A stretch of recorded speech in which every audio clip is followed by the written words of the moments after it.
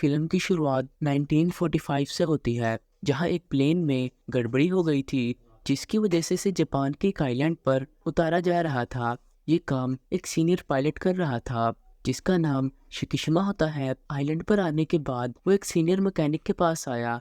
वो इसे प्लेन ठीक करने को कहता है। शिकिशिमा इस आइलैंड की सैर करने के लिए जाता है। इसने समंदर के अंदर अजीब तरह की मछलियां देखी जो मरी हुई थी। वो इधर उधर घूमता रहा और रात को वापस आया। जैसे ही वो वहां पर पहुंचा, सबने इमरजेंसी अलार्म सुना, जिसकी वजह से पूरी टीम खौफजदा हो गई, क्योंकि अचानक इनके सामने गॉडजिला आ जाता है। सब बहुत डर गए। मैकेनिक कहता है कि हम इसे अपनी मशीन गन से मार सकते हैं। शिकिशिमा जी, आपको ये काम करना चाहिए। लेकिन जब गॉडजिला इसके करीब आया, वो मशीन गन नहीं चला पा रहा था।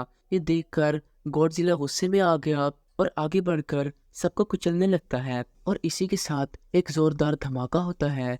शिकिशिमा बहुत दूर जाकर गिरता है और वहीं पर बेहोश हो जाता है। शिकिशिमा को सुबह को होश आया और जब वो आगे बढ़ा तो उसने देखा कि मेरी पूरी टीम तबाह हो गई है। मैकेनिक सबकी लाशों को एक जगह पर इकट्ठा कर रहा था, क्योंकि वो गॉडजिला के हमले में किसी तरह बच गया। जब शिकिशिमा वहां पर पहुंचा तो मैकेनिक इस पर गुस्सा करता है और कहता है कि इन सब की मौत के जिम्मेदार सिर्फ तुम हो। तुमने गॉडजिला पर हमला नहीं किया, इसलिए सब मारे गए। ये सुनकर वो बहुत दुखी हो जाता है। कुछ दिनों के बाद उसको भी दूसरे पायलट्स के साथ टोक्यो वापस भेज दिया जाता है। घर पहुंचकर उसे मालूम हुआ कि वहां पर बम धमाका हुआ है। इसकी वजह से सब तबाह हो गया, सारे लोग मारे गए। या इसकी पड़ोसी इससे मिलने के लिए आती है। उसने कहा, तुम बच गए हो। वो उदास होकर आगे बढ़ी। शिकिशिमा जब आगे बढ़ा तो वो देखता है कि एक औरत के पीछे पुलिस लगी हुई है। वो अपने हाथ में एक बच्चे को लेकर भाग रही थी। वो औरत भागती हुई इसके सामने आती है। इसको बच्ची पकड़ाकर वो वहां से भाग गई। वो थोड़ा आगे बढ़ा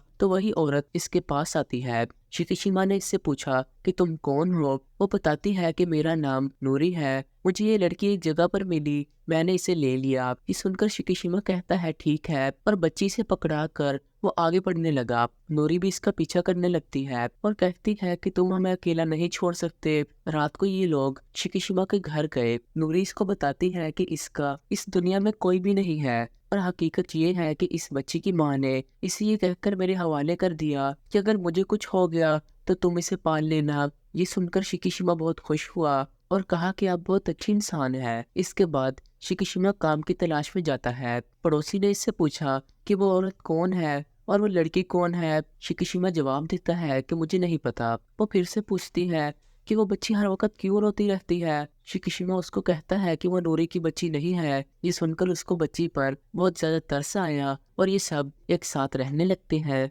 1 साल तक सब ठीक चलता रहा।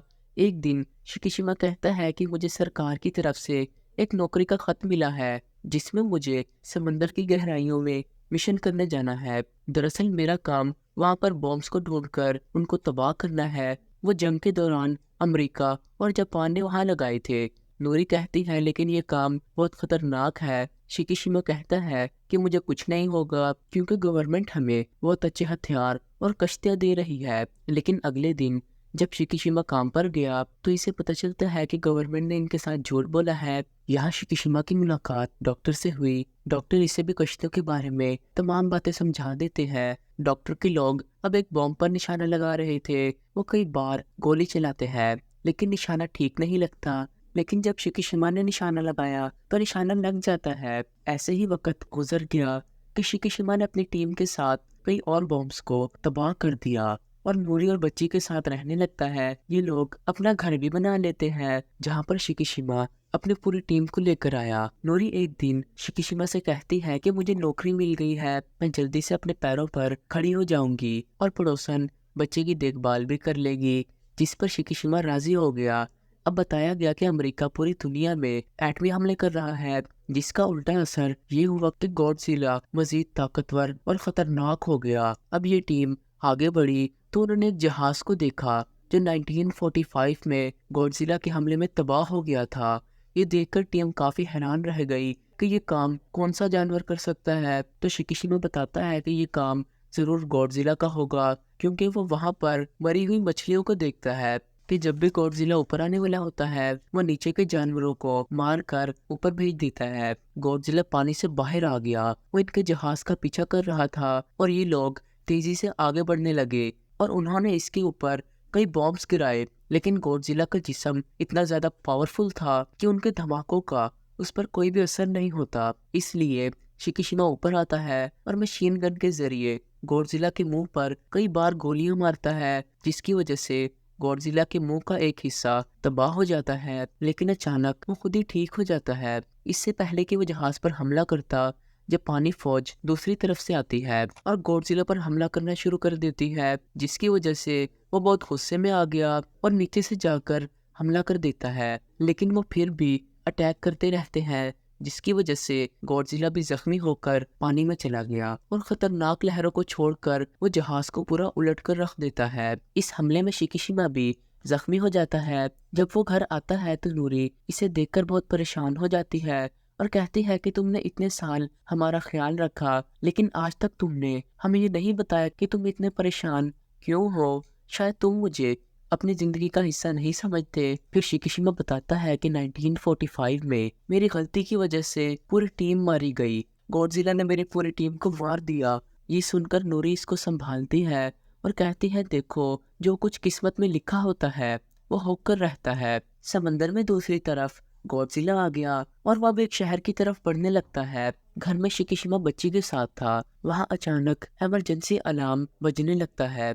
रेडियो पर बताया गया कि गॉडजिला ने एक शहर पर हमला किया है। ये सुनकर शिकीशिमा नूरी के लिए चला जाता है, क्योंकि वो खुद भी इसी शहर में काम के लिए गई थी। नूरी एक ट्रेन में बैठकर गॉडजिला को देख रही है और अब वो इस ट्रेन पर हमला करता है। नूरी जो एक जगह पर लटकी हुई थी बहुत डर जाती है और अब इसने अपनी जान बचाने के लिए पानी में छलांग लगा दी। जहाँ कुछ रिपोर्टर्स गॉडजिला के बारे में रिपोर्टिंग कर रहे थे, गॉडजिला वहां पर आता है और पूरे टावर को तबाह कर देता है। नूरी जब भाग रही थी तो यहाँ शिकीशिमा आया और अभी दोनों तमाम लोगों के साथ भागने लगते हैं। फौज इस पर टैंकर्स के साथ हमला करने लगती है। फिर गॉडजिला के पीछे से एक नीली रोशनी निकलने लगी। इसके होते ही जोरदार धमाके होते हैं। शिकीशिमा को बचाने के लिए नूरी ने इसे धकेल दिया और इस हमले की तबाही को अपने ऊपर ले लेती है। सब कुछ तबाह हो चुका था और अब नूरी की मौत की वजह से शिकीशिमा को बहुत दुख हुआ। वो उदास हो जाता है। यहाँ पर डॉक्टर सबको बताता है कि गवर्नमेंट ने हमें गॉडजिला को रोकने के लिए चुना है और अब मेरे पास एक प्लान है। जिसके बाद वो इन सबको एक जगह पर लेकर गया जहाँ गॉडजिला को रोकने के लिए पूरी टीम मौजूद थी। और फिर जनरल वहाँ पर आते हैं और कहते हैं कि कोई भी हमारी मदद नहीं करेगा, हमें कुछ करना होगा। फिर वो बताते हैं कि डॉक्टर ने गॉडजिला को शिकस्त देने के लिए एक प्लान बनाया है। डॉक्टर इन सबको वो प्लान बताते हैं और ये प्लान सुनने के बाद एक ऑफिसर ने पूछा, क्या आपको यकीन है? इस पर डॉक्टर कहता है कि शायद, लेकिन हमें ये करना होगा क्योंकि इसके अलावा हमारे पास कोई और ऑप्शन नहीं है। डॉक्टर इनसे कहता है कि गॉडजिला को समंदर में सही जगह पर लाने के लिए हमें एक प्लेन तैयार करना है जो हथियारों से भरा हो और अब इसके लिए हमें एक बहुत बेहतरीन मैकेनिक की जरूरत है। शिकीशिमा कहता है कि मेरा दोस्त मैकेनिक ये काम कर सकता है और अब शिकीशिमा ने इसकी बहुत ज्यादा तलाश की और आखिरकार इसके घर गया। लेकिन आज भी वो इससे नाराज था और वो कहता है कि आपकी वजह से 1945 में हमारी पूरी टीम मारी गई।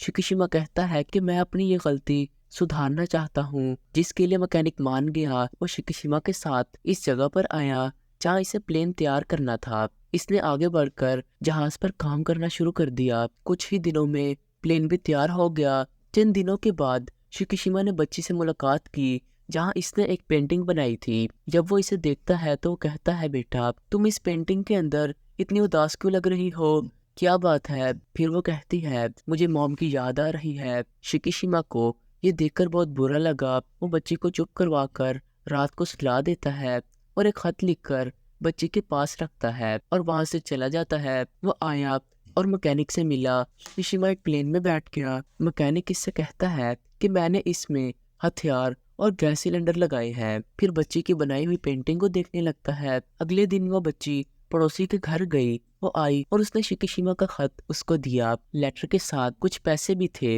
लेटर में लिखा हुआ था कि इस रकम के साथ बच्ची का ख्याल रखना। तमाम जहाज समंदर में अपनी जगह पर खड़े थे और डिवाइसेस के साथ पानी में आवाज पैदा करते हैं।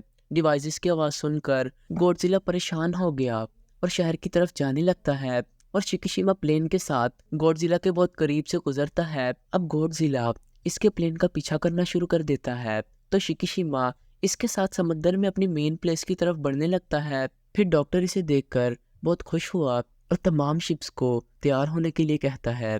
और अब जैसे ही जहाज गॉडजिला के करीब आने लगा तो इसकी बॉडी में दोबारा नीली रोशनी चमकने लगती है और वो पानी में शुआएं छोड़ देता है, जिसकी वजह से यहाँ पर एक बार फिर से जोरदार धमाके होने लगते हैं। शिप्स पर इसका कोई गहरा असर नहीं पड़ता, जिसके बाद पानी में सिलेंडर फेंकना शुरू कर देते हैं। गॉडजिला के पास घूमते हैं और इसके पूरे जिस्म पर सिलेंडर लगाना शुरू कर देते हैं, क्योंकि इस वक्त इसकी सारी तवज्जो शिकिशिमा के जहाज पर थी और ये लोग मौके का फायदा उठाते हैं, सारे सिलेंडर ऑन कर देते हैं और गॉडजिला तेजी से 1500 मीटर तक गहराई में डूब जाता है। वो नीचे जाकर रुक जाता है, जिसे देखकर सब बहुत खुश हो जाते हैं क्योंकि वो समझते हैं कि गॉडजिला मर गया।